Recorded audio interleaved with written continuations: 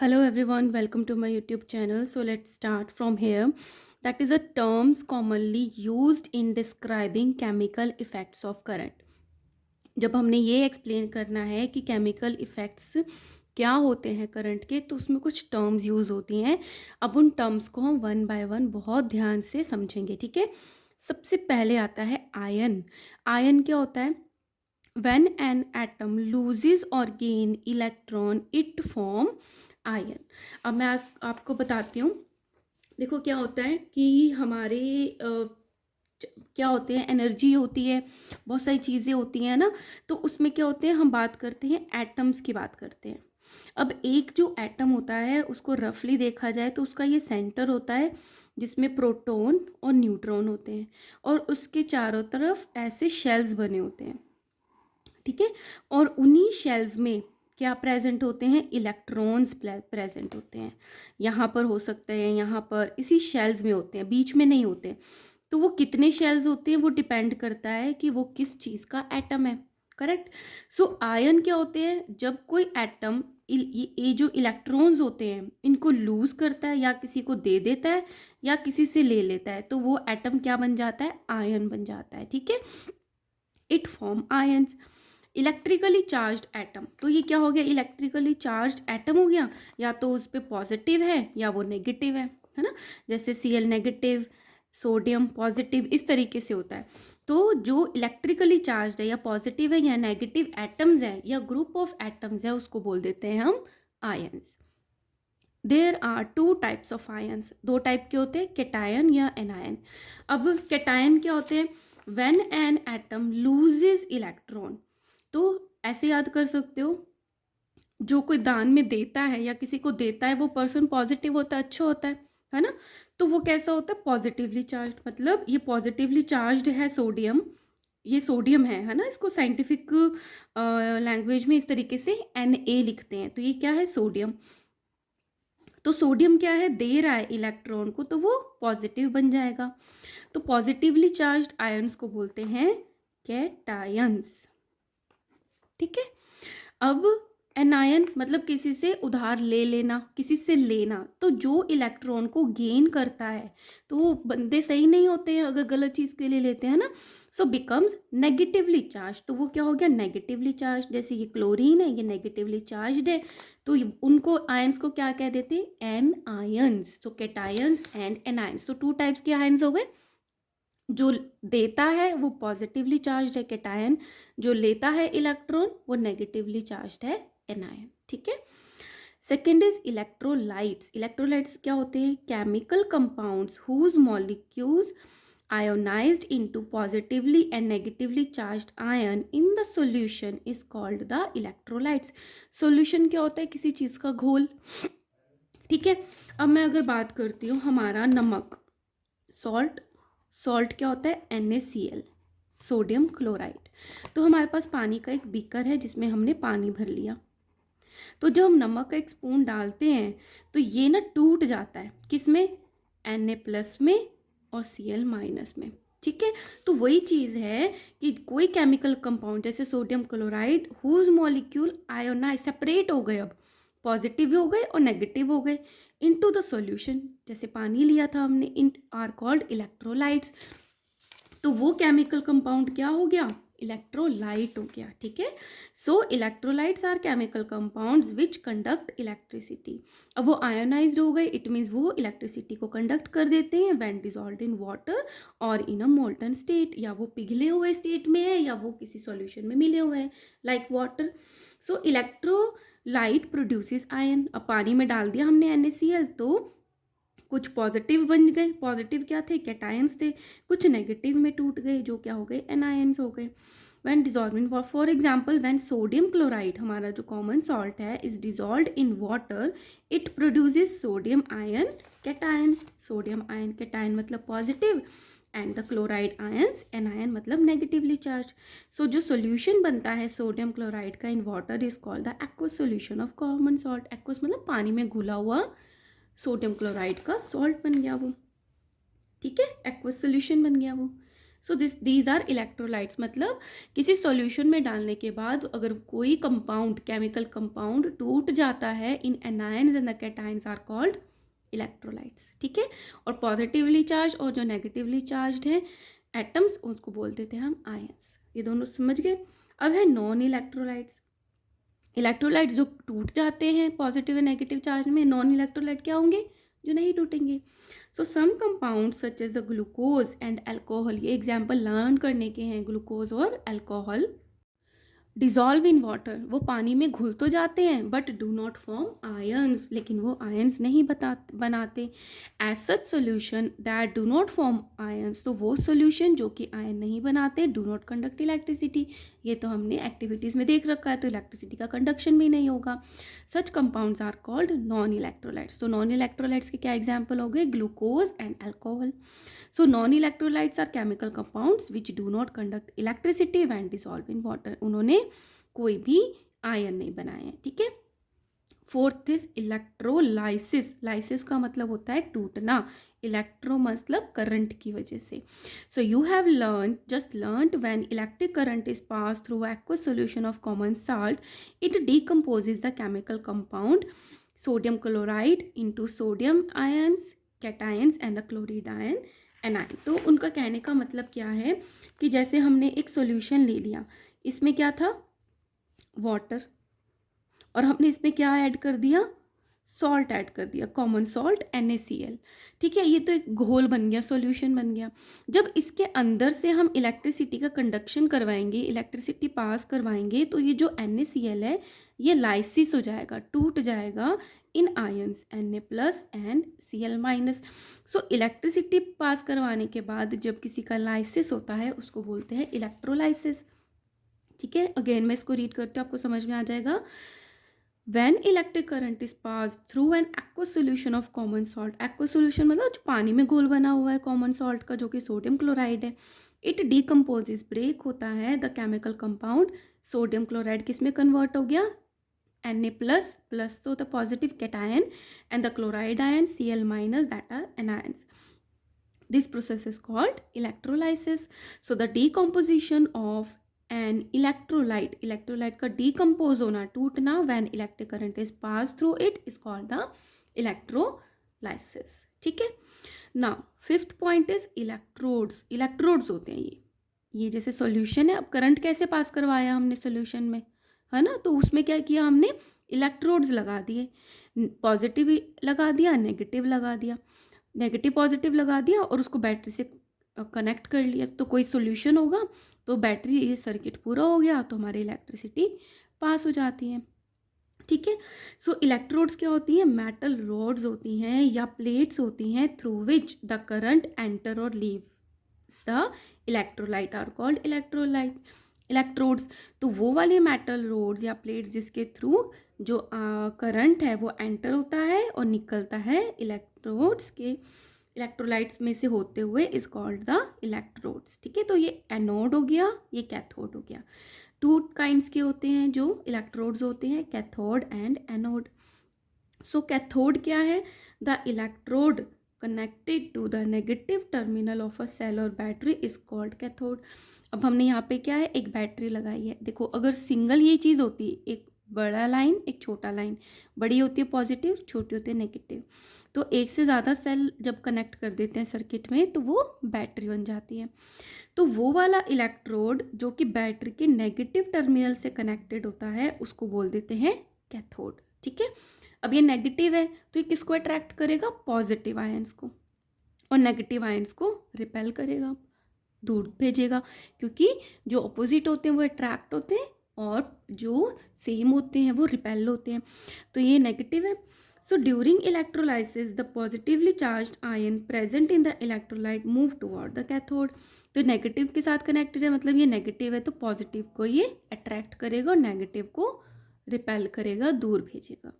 तो ये तो हो गया नेगेटिव से कनेक्टेड कैथोड। और पॉजिटिव से कनेक्टेड कौन है? एनोड। तो ये पॉजिटिव है तो ये नेगेटिव को अट्रैक्ट करेगा, पॉजिटिव को रिपेल करेगा। होपफुली आपको समझ में आ रहा है, कमेंट बॉक्स में ज़रूर बताना। सो एनोड क्या हो गया? The electrode connected to the positive terminal of the battery. किससे कनेक्टेड है? पॉजिटिव टर्मिनल से। is called anode. During electrolysis, the negatively charged ion present in the electrolyte move toward the anode. अगर हम NaCl की बात करते हैं ना, सोडियम क्लोराइड की, तो कैथोड की तरफ कौन जाएगा? कैथोड क्या है? नेगेटिव, तो पॉजिटिव वाला जाएगा. सो NaCl में पॉजिटिव क्या होता है? Na, sodium. तो जो सोडियम है वो इधर अट्रैक्ट होगा और क्लोरीन जो है वो इधर अट्रैक्ट होगा. ठीक है. Now sixth is voltameter. Voltameter क्या है? इलेक्ट्रोलाइटिक सेल हो गया. अ ग्लास और अ plastic container containing 2 electrodes and the electrolyte is called a voltameter. तो ये पूरा का पूरा क्या बन गया? वोल्टामीटर बन गया, एक इलेक्ट्रिक सेल बन गया. या तो ये ग्लास का बना हो सकता है या प्लास्टिक का बना हो सकता है, जिसमें 2 इलेक्ट्रोड्स हैं और उसके अंदर एक इलेक्ट्रोलाइट है, जिसको पूरे को क्या बोल देंगे हम? Voltameter. So the voltameter convert the electrical energy into chemical energy. इसका काम क्या है? इलेक्ट्रिकल एनर्जी को केमिकल एनर्जी में कन्वर्ट करना. In voltameter the process of electrolysis is carried out. Voltameter में क्या होता है? इलेक्ट्रोलाइसिस. सोडियम का एक्वा सोल्यूशन था, करंट पास करके इलेक्ट्रोलाइसिस करवा दिया हमने. ठीक है. So this is a voltmeter. So these all are the points related to the chemical effects of current. Now effects of electric current. An electric current can produce following effect. Electric current के क्या क्या effect हो गए? Heating effect, magnetic effect और chemical effect. In class 7 you studied the heating effect and the magnetic effect produced by the flow of electric current. ये तो हमने पढ़ लिया लास्ट क्लास में. Let us now study the chemical effect of electric current. अब chemical effect की बात करते हैं. When an electric current is passed through an electrolyte, chemical reactions takes place. तो जब किसी भी इलेक्ट्रोलाइट में हम करंट को पास कराते हैं तो केमिकल चेंजेस होते हैं, रिएक्शंस होती हैं. This is called the chemical effect of electric current. ठीक है. तो अब एक्टिविटी करते हैं to study the chemical effect of electric current. क्या क्या चाहिए हमको? 2 carbon rods, copper wire, battery, beaker, sand paper, common salt and distilled water. ठीक है. तो आप साइड में नेक्स्ट पेज पे आप देखते रहना. तो मेथड में क्या किया? Take some distil water in a beaker. एक बीकर लेके उसमें डिस्टिल वाटर ले लिया. डिस्टिल वाटर में क्या होता है? इलेक्ट्रिसिटी का कंडक्शन नहीं होता. Add a pinch of common salt to the water. अब देखो हमने इसमें सॉल्ट ऐड कर दिया, मतलब इलेक्ट्रिसिटी का कंडक्शन अब हो जाएगा. This will make a solution to conduct electricity, ताकि हम इलेक्ट्रिसिटी का कंडक्शन कर पाएँ. Break and open the 2 dry discarded cell. जो 2 ड्राई डिस्कार्डेड सेल है उनको हमने ओपन किया. Take out carbon rods. उसके कार्बन रॉड्स निकाली carefully from these cells. Clean their metal caps with a sand paper. Sand paper होता है, खुरदरा सा एक पेपर होता है, तो उसके जो मेटल कैप्स है ना, ऊपर नीचे आप देखते हो मेटल कैप्स जो होती है, उसको हमने क्लीन कर लिया. Wrap the copper wire around the metal caps of the carbon rods. और जो कार्बन रोड्स की जो कैप थी उसमें कॉपर के वायर को कनेक्ट कर दिया and join them to a battery. और बैटरी से कनेक्ट कर दिया. इट मीन्स हमने उनको क्या बना दिया? इलेक्ट्रोड्स बना दिया उन कार्बन से. ठीक है. Now immerse the electrodes in the solution present in a beaker. तो और जो हमने कॉमन सॉल्ट ऐड करके सॉल्यूशन बनाया था उसमें उन इलेक्ट्रोड्स को डाल दिया जो कि बैटरी से कनेक्टेड है. Make sure that the metal cap of the carbon rods are outside the water. But जो इलेक्ट्रोड्स की मेटल कैप वाली स्पेस है वो उस सॉल्यूशन से बाहर रखी हुई है. ठीक है. सो ये किया है हमने. इसमें हम सोडियम क्लोराइड का हमने क्या किया? सॉल्यूशन तैयार कर लिया. और जो ड्राई सेल थे उसमें से हमने कार्बन की रॉड्स निकाल ली. एक कार्बन रॉड मेटल कैप, ये जो कैप है इसमें कॉपर वायर कनेक्ट करके इससे हमने बैटरी से कनेक्ट कर ली. और दूसरी रॉड को भी मेटल कैप से नेगेटिव टर्मिनल और बैटरी से कनेक्ट कर लिया. ठीक है. ये कॉपर वायर है, मेटल कैप है. कार्बन रॉड्स हैं, पॉजिटिव से कनेक्टेड है तो ये क्या हो गया? एनोड हो गया. नेगेटिव से कनेक्टेड है तो क्या हो गया? कैथोड हो गया. तो क्या ऑब्जर्व करते हैं? You see gas bubble near the electrodes after some time. इधर भी गैस बबल आएंगे, करंट पास करते हैं तो उसके थोड़े टाइम बाद इधर भी गैस बबल आएंगे. Further test confirm that the gas involved at the cathode is hydrogen.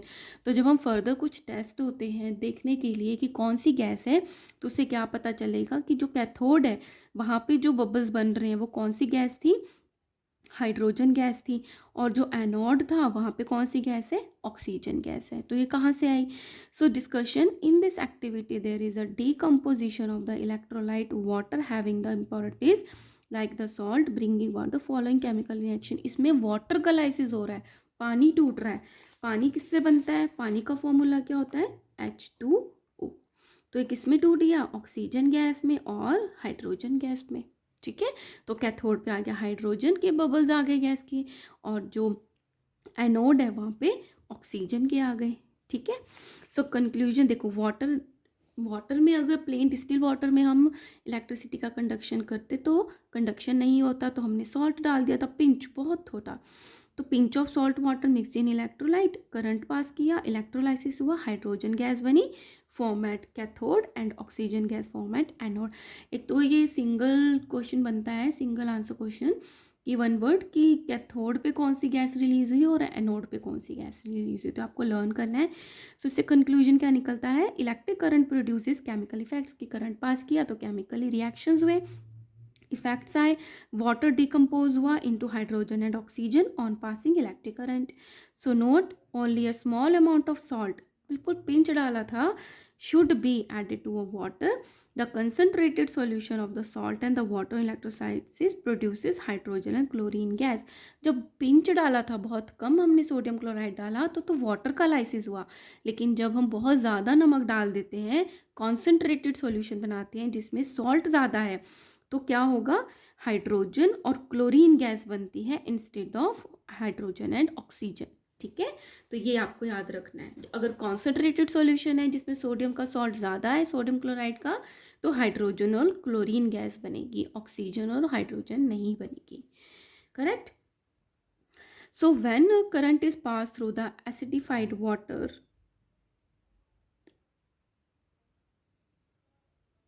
the hydrogen ions move towards the negatively charged terminal of the battery। तो जब इसमें से करंट पास हुआ तो क्या हुआ? एसिडिफाइड होते हैं जो जिसमें हाइड्रोजन आयन ज़्यादा होते हैं उसको हम एसिडिफाइड बोल देते हैं। ठीक है, जिसमें OH आयन जैसे ये वाले OH नेगेटिव आयन ज़्यादा होते हैं वो बेसिक बोल देते हैं। ठीक है, तो जो एसिडिफाइड आयन्स हैं H+ हैं तो वो कहाँ जाएंगे? नेगेटिव की तरफ ही तो जाएंगे। Terminal of the battery, the hydrogen ion gain electron supplied by the electric current. अब ये नेगेटिव है तो कौन जाएगा? पॉजिटिव वाला, और हाइड्रोजन गैस है तो क्या हुआ? हाइड्रोजन पॉजिटिव हो गया क्योंकि उसने इलेक्ट्रॉन्स को दिया।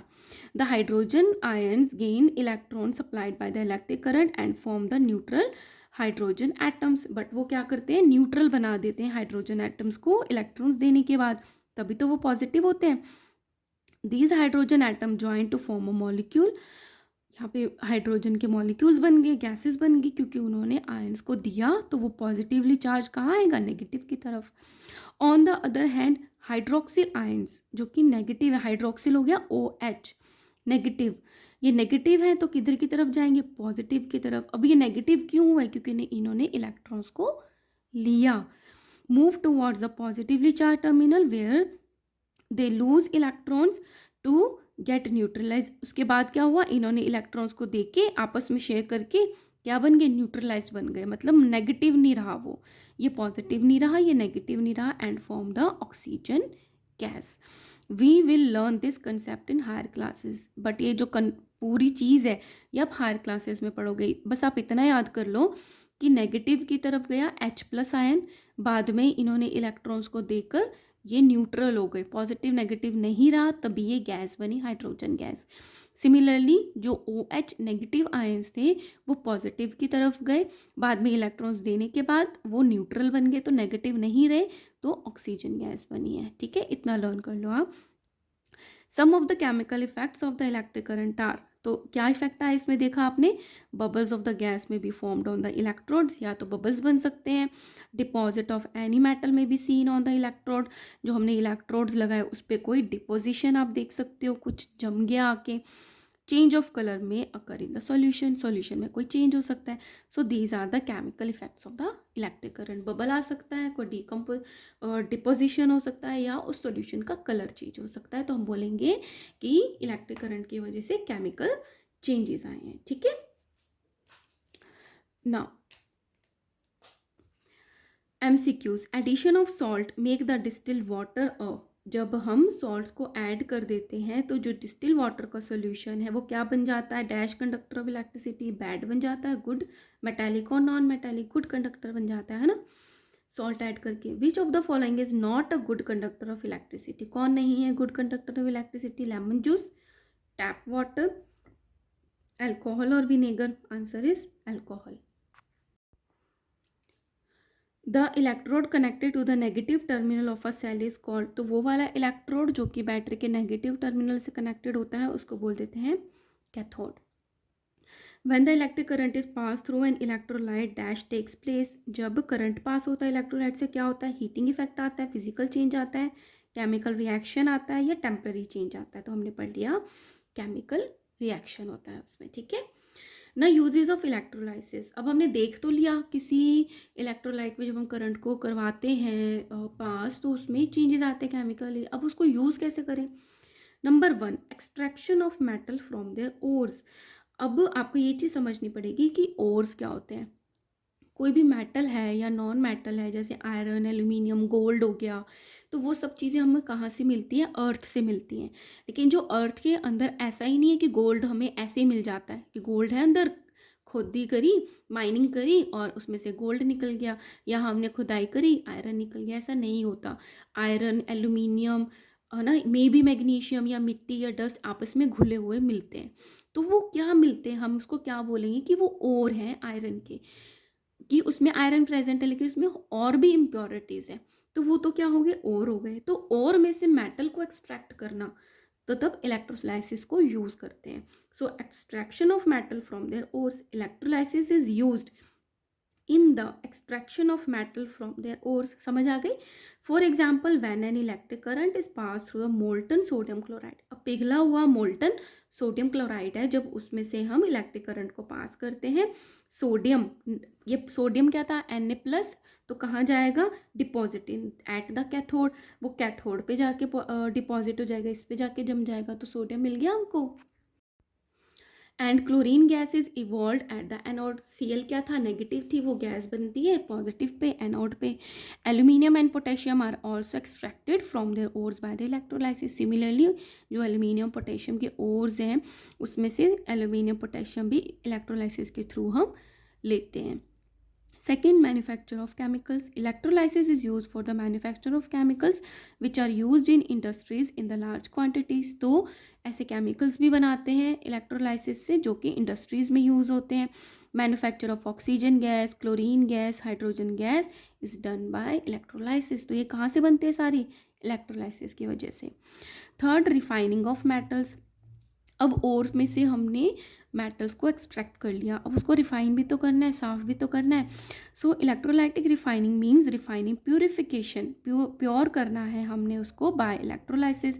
Electrolytic refining is the most important and the widely used, ये सबसे ज़्यादा इंपॉर्टेंट है, वो सबसे ज़्यादा यूज़ होने वाला मेथड भी है of refining metals. Many metals like the copper, zinc, tin, silver, gold and nickel are refined by this method, correct. Now electrolysis is also use to purify water, electrolysis से water भी purify होता है। Fourth is electroplating. Electroplating का क्या मतलब है, जैसे कि यही सेम चीज़ हमने किया, एक बीकर था उसमें 2 कैथोड लगा दिए, एक सोल्यूशन ले लिया और उसको बैटरी से कनेक्ट कर दिया, ठीक है। तो ये क्या हो गया हमारा पॉजिटिव, ये नेगेटिव। अब इसके अंदर हमने क्या करना है, इलेक्ट्रोप्लेटिंग करनी है। मान लिया ये हमारा कोई मेटल है जिसको हमने एज अ इलेक्ट्रोड ले लिया, ठीक है। अब हमने इसके ऊपर प्लेटिंग करनी है, माना कि ये क्या है, नेगेटिव टर्मिनल से जुड़ा हुआ है, तो हम ऐसी इसमें सॉल्यूशन डाल देंगे जो कि पॉजिटिव वाला जो है इस पे जाके इसके ऊपर प्लेट बना दे, एक लेयर बना दे, पॉजिटिव वाला नेगेटिव वाला इधर चला जाएगा। तो ये क्या होगी, इलेक्ट्रोप्लेटिंग, इलेक्ट्रोलाइसिस की वजह से प्लेटिंग होगी उसके ऊपर। ये बहुत इंपॉर्टेंट है, बड़ी क्लासेस में भी सेम एक्टिविटी आती है, to perform the electroplating of an object with copper, copper से इलेक्ट्रोप्लेटिंग करेंगे, ठीक है। और ग्लास बीकर लिया, एक कॉपर की स्ट्रिप ली, ये कॉपर की स्ट्रिप ली है, इधर आयरन की स्ट्रिप ली है, एक बैटरी ले लिया आपने, कॉपर सल्फेट का सॉल्यूशन, इसके अंदर कॉपर सल्फेट लिया, acidified solution of copper sulphate लिया, कनेक्टिंग कॉपर वायर्स यहाँ से कनेक्ट कर दी, एक स्विच लिया ऑन एंड ऑफ के लिए, एक सैंड पेपर लिया और एक डाइल्यूट सल्फ्यूरिक एसिड लिया। डाइल्यूट सल्फ्यूरिक एसिड होता है H2SO4। अब क्या किया, फिल 3/4 ऑफ द बीकर को 3/4 फिल कर दिया किससे, कॉपर के सल्फेट सोल्यूशन से। Add a few drops of dilute sulphuric acid, उसमें सल्फ्यूरिक एसिड डाला कुछ drops. Connect the copper strip to the positive, copper के स्ट्रिप को पॉजिटिव टर्मिनल से कनेक्ट किया of the battery. Clean the iron strip, iron strip को clean किया with the sand paper, क्यों कि ताकि उसके ऊपर अगर कोई रस्टिंग हो तो वो हट जाए। And connect it to the negative terminal of the battery through a switch. Dip the copper strip and iron strip in the, अब ये जो स्ट्रिप है इसको अंदर डिप करा, ठीक है, in the copper sulphate solution. Take care that they do not touch each other, एक आपस में एक दूसरे से टच नहीं होने चाहिए। Switch on and let the current pass, यहाँ पे स्विच ऑन किया, करंट को पास होने दिया through the solution for half an hour. क्या ऑब्जर्व करोगे, you observe the deposition of the reddish brown layer of copper on the iron strip. तो आप क्या देखोगे, ये जो आयरन स्ट्रिप थी इसके ऊपर कॉपर का डिपोजिशन स्टार्ट हो गया, जमना शुरू हो गया, ठीक है। सो ये क्या होगी, इलेक्ट्रोप्लेटिंग होगी, इसके ऊपर प्लेट बन गई, एक लेयर बन जाएगी कॉपर की। So when copper sulphate is dissolve in water, जब हमने कॉपर सल्फेट पानी में डाला, इट फॉर्म पॉजिटिवली चार्ज, तो कॉपर सल्फेट होता है CuSO4, CuSO4। तो इससे क्या बन गया, पॉजिटिवली चार्ज तो कॉपर बन गया और जो नेगेटिव चार्ज है वो सल्फेट आयन बन गए, ठीक है। सो जब हमने करंट पास किया तो कॉपर कहाँ जाएगा, ये पॉजिटिव है तो नेगेटिव की तरफ जाएगा। So when an electric current is pass through the solution, the cations, copper ions, cation क्या थे, जो पॉजिटिवली चार्ज होते हैं, move towards the cathode, and the anion जो पॉजिटिवली चार्ज होता है उस पर नेगेटिवली चार्ज सल्फेट आयंस आ जाएंगे, move towards the anode. At cathode the copper ion gain electrons, तो वहाँ पे जाके वो इलेक्ट्रॉन्स गेन करते हैं, supplied by the electric current and form the copper atoms. और बाद पहले तो वो आयंस थे, फिर इलेक्ट्रॉन लेकर वो क्या बन गए, कॉपर के एटम बन गए, जिससे फिर वो डिपॉजिट हो जाते हैं उसके ऊपर on the surface of iron strip. So at anode, anode पे क्या हुआ, जो सल्फेट आयन थे जो नेगेटिवली चार्ज थे did not get oxidized, oxidize नहीं हुए, instead the copper atom in the copper plate loses the electrons to form the copper ion which goes into the copper sulfate solution। but इसमें से जो copper strip थी इसमें से copper ion निकल के कॉपर सल्फेट सॉल्यूशन में चले जाते हैं। thus we see that the anode loses copper atoms की, इसमें से तो कॉपर एटम जा रहा है to form the copper ion, और जो कैथोड है वो गेन कर रहा है to form the copper atom। therefore the anode slowly dissolve in the solution while a layer of the copper deposit on the cathode। तो यहाँ से कॉपर जाके यहाँ पे डिपॉजिट होता रहता है। the sulfate ions do not take part in the chemical reaction। तो जो सल्फेट आयंस बने हैं SO4 नेगेटिव, वो केमिकल रिएक्शन में पार्ट ही नहीं लेते क्योंकि वो ऑक्सीडाइज नहीं होते। thus the copper get transferred, तो ये जो कॉपर है ये कहाँ पे ट्रांसफर जाती है, एनोड पे to the cathode and forms, anode से कैथोड पे चली जाती है and form a reddish brown layer cover the iron strip. तो आयरन स्ट्रिप को, ये जो कॉपर है किस कलर का है, रेडिश ब्राउन कलर का, तो इसके ऊपर पूरी पूरी लेयर बन जाते हैं। तो क्या हो गया, इलेक्ट्रोप्लेटिंग हो गया ना। Uses of electroplating, electroplating is done for the various purposes, here are the few example. First में क्या करते हैं, डेकोरेशन के लिए इलेक्ट्रोलाइसिस करते हैं, इलेक्ट्रोप्लेटिंग करते हैं। Metals use for making jewellery like the gold and the silver are very expensive. तो क्या है, जो ज्वेलरी है जो गोल्ड से और सिल्वर बनती है वो तो मेटल बहुत एक्सपेंसिव होते हैं।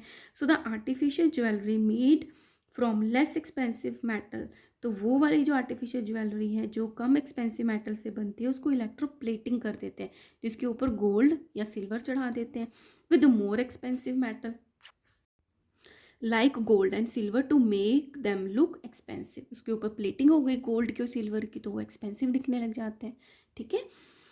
Second is protection. प्रोटेक्शन में क्या है, iron objects are electroplated with chromium, nickel और zinc to protect them from rusting. अब आयरन के जो ऑब्जेक्ट्स हैं, जो भी लोहे की चीज़ें होती हैं उनमें तो जंग लग जाती है, तो उसको बचाने के लिए उसके ऊपर लेयर लगा देते हैं क्रोमियम, निकल और जिंक की। दिस इज़ बिकॉज क्रोमियम, निकल and zinc do not corrode easily, वो बहुत आसानी से कोरोड नहीं होते हैं, ख़राब नहीं होते हैं, chromium plating is done in many objects, बहुत सारी जगह पे क्रोमियम की लेयरिंग की जाती है, प्लेटिंग की जाती है, such as in car parts, water taps, kitchen utensils, gas burner, bicycle handle bars and wheel के जो अंदर के रिम्स होते हैं वहाँ पे प्लेटिंग की जाती है क्रोमियम की, ठीक है। Now care for environment in electroplating factories, अब ये जो इलेक्ट्रोप्लेटिंग करती हैं factories, the disposal of use conducting solution electrolyte, तो जो सोल्यूशन यूज हुआ इज अ मेजर प्रॉब्लम क्योंकि वो केमिकल है। This is because this conducting solution are acidic in nature, ये एसिडिक होते हैं, and also contain various types of salt which may be poisonous, ठीक है। So the conducting solution use in electroplating are polluting waste, वो कहीं ना कहीं तो डिस्कार्ड करते ही हैं, तो मोस्टली वो पानी में डिस्कार्ड करते हैं, रिवर में या ओशन में, तो वो क्या करते हैं, पोल्यूट कर देते हैं, and should be dispose of in proper way by following the specific disposable guideline to protect the environment, तो उसको डिस्कार्ड करने से पहले गवर्नमेंट ने गाइडलाइंस दी हैं कि उसको कन्वर्ट किया जाए नॉन हार्मफुल मटेरियल में, ठीक है। तो जो भी ये सारी फैक्ट्रीज हैं जी सब इलेक्ट्रोप्लेटिंग का काम करती हैं, इनको ये ध्यान रखना चाहिए कि उसको इस तरीके से डिस्कार्ड ना करें जो कि पोल्यूट करते हैं हमारे इन्वायरमेंट को, तो उससे पहले उस पर ट्रीट किया जाना चाहिए, उसको ट्रीटमेंट दिया जाना चाहिए, right? So here we have completed this chapter that is very important. थोड़ा सा आपको थोड़ा सा मुश्किल लगेगा लेकिन एक दो बार आप रीड करोगे, वीडियो देखोगे तो आपको समझ में आ जाएगा। So guys bye bye, take care, और मैं इसके क्वेश्चन आंसर्स भी जल्दी से पोस्ट करूँगी। Now like share and subscribe, thank you.